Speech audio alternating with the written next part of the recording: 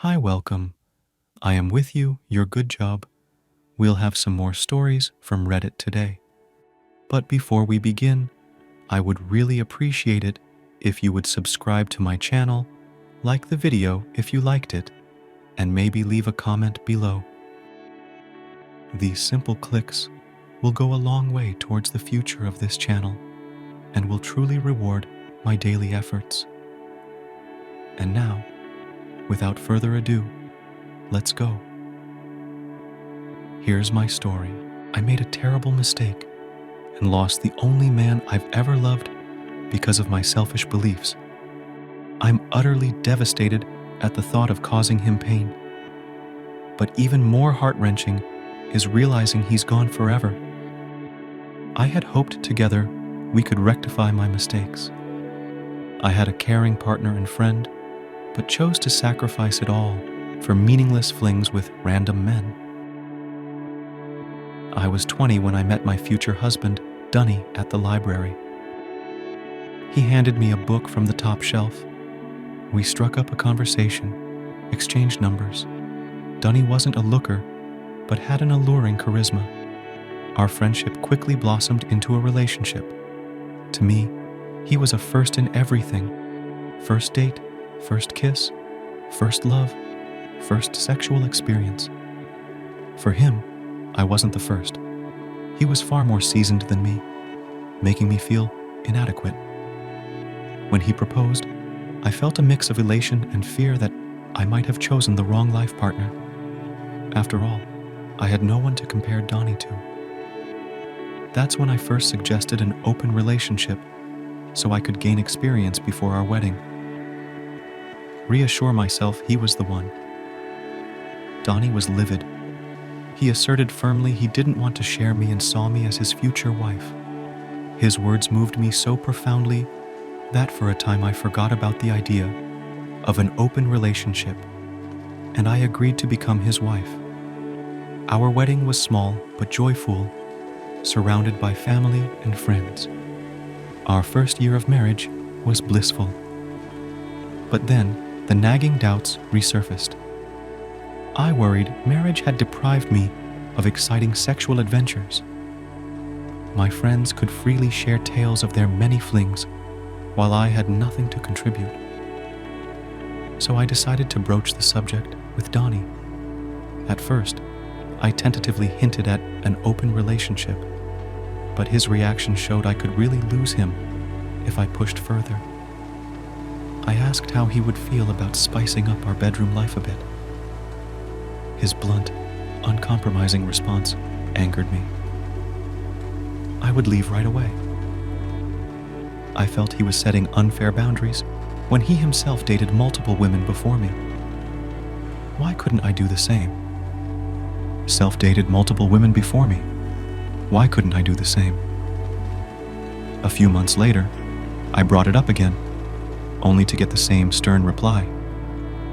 Admittedly, it was selfish of me, marrying him yet harboring interest in other men. My thoughts drifted while naively hoping to keep Dunny's love. Now I hate myself for betraying the most cherished person in my life, giving into temptation. There is always a catalyst that motivates our base impulses. Mine was Alex. He was a giant of a man, built like a bodybuilder, his tight clothes accentuating his bulging muscles. He drew women's attention effortlessly, a swaggering alpha male oozing confidence. Alex got transferred to my department, becoming my direct boss. That meant daily briefings alone together.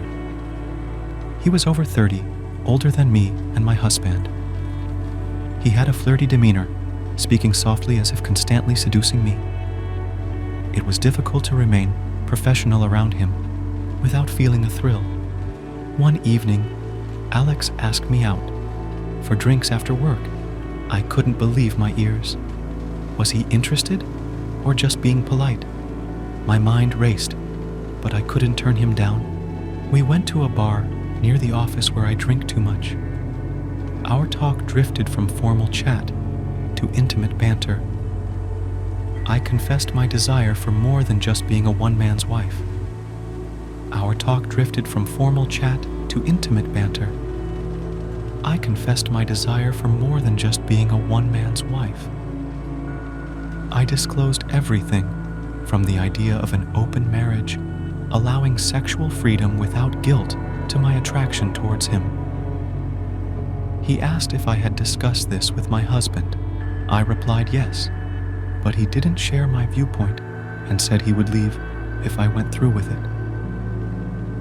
Alex then advised me not to ask permission, but to simply present it to my husband as a done deal. He suggested making my marriage open so I could pursue this without needing Dunny's consent.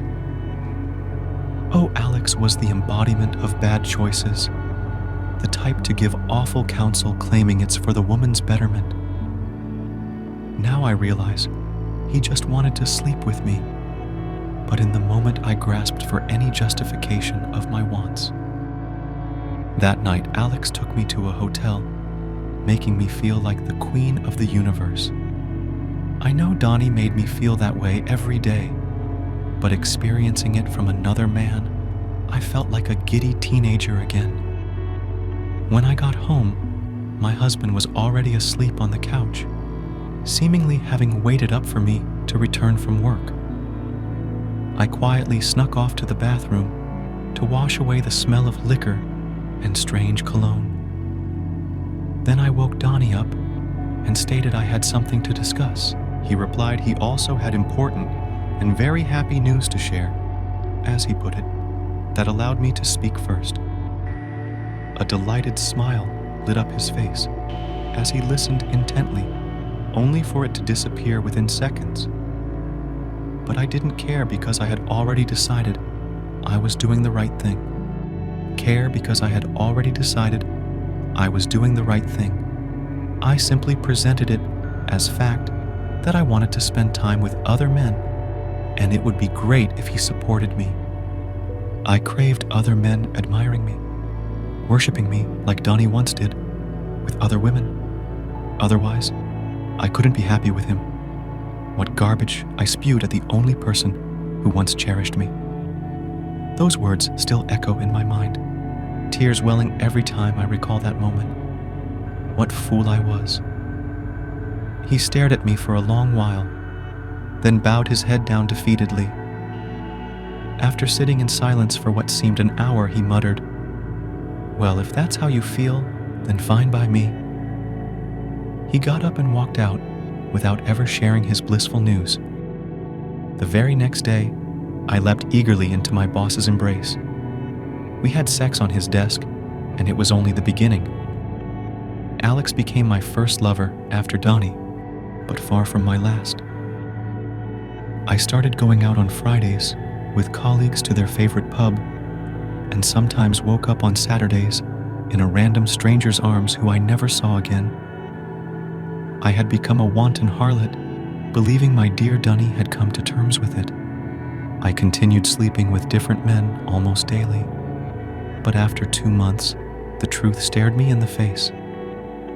One Friday, as I readied for work, Alex came by to pick me up, since I assumed my husband had already left like usual. I thought we could take the opportunity to have sex a couple times before heading to the office. But Donnie was still home. My husband answered the door to Alex standing there with flowers in hand. I couldn't make out their conversation over the shower noise. When I came out, they were chatting amiably, as if all was normal. Donnie never displayed emotion. No anger, hurt, disappointment, or sadness. Just smiles or frowns. So I honestly believed he was completely fine with our open marriage. My naive, childish mind didn't realize I was digging my own grave. On the drive to work, Alex joked about how well my husband had taken to the idea of an open relationship. It was a Friday. Alex and I booked a room with panoramic views of the glittering cityscape. We had passionate sex that night. I returned home on Saturday. From the doorstep, I sensed something was off. An unnatural quiet permeated. My husband and I never worked weekends, and he'd always have his favorite tunes blasting on the speakers. I peeked into our home gym. He wasn't on the treadmill like every Saturday morning. I headed to the kitchen, hoping he'd at least make coffee like usual. On the counter, I spotted my favorite mug. I smiled, relieved to see vestiges of our once shared life. I picked up the mug, eager for a sip, but found it empty. Inside was an envelope with a letter. I don't quite remember the exact words now, but I've kept it. A poignant reminder of allowing a beautiful marriage to turn to shit for the sake of casual flings. I'm profoundly disappointed in myself. I've done many foolish things, but losing Donnie is my greatest regret. The note stated Donnie had left for a month-long business trip in Canada. Upon returning, he planned to file for divorce. He regretted marrying me and wasting so much time together. Next to it laid a plane ticket and passport in my name. On the back of the ticket, a message read, "Remember the news I mentioned 2 months ago? Here it is. My company was willing to cover accommodation for us both in Canada. They also offered you a job." At the bottom of the mug sat his wedding band. My world collapsed before my eyes. I spent the rest of the day staring numbly at that mug, unable to eat or drink, just gazing in despair. What followed was a deep depression as my life slowly unraveled. The very next day, as if on cue, Donnie's best friend came by to haul away all his possessions. I wailed inconsolably watching him and some movers take away almost everything that belonged to my husband. Donnie's friend shot me a disgusted look and called me a whore. His words stung then, but cut even deeper now. Because since my husband left, my home has felt woefully bleak and empty. I tried to distract myself by jumping from affair to affair, bed to bed, to numb the ache of losing my beloved. And Alex put in for a transfer request barely a week after it all happened. When I asked why, saying I thought we had something blossoming between us, he tersely replied he was moving on now that the fun was over. I felt so betrayed, and my new boss took an instant disliking towards me. I was so anguished over my personal life that my work suffered tremendously. Before long, I got fired over another mistake. My parents and friends disowned me. Donnie's buddy told them all about my wanton ways. They wanted nothing more to do with a harlot who tossed her marriage in the trash for another man.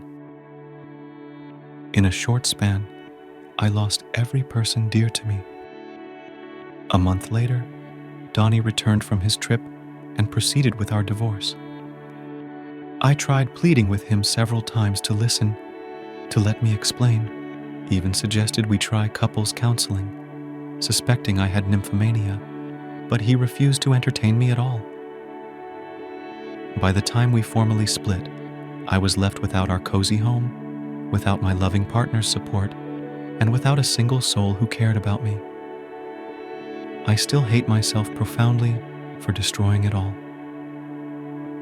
Dear listeners, if you liked the video, please like and subscribe to the channel to receive more content.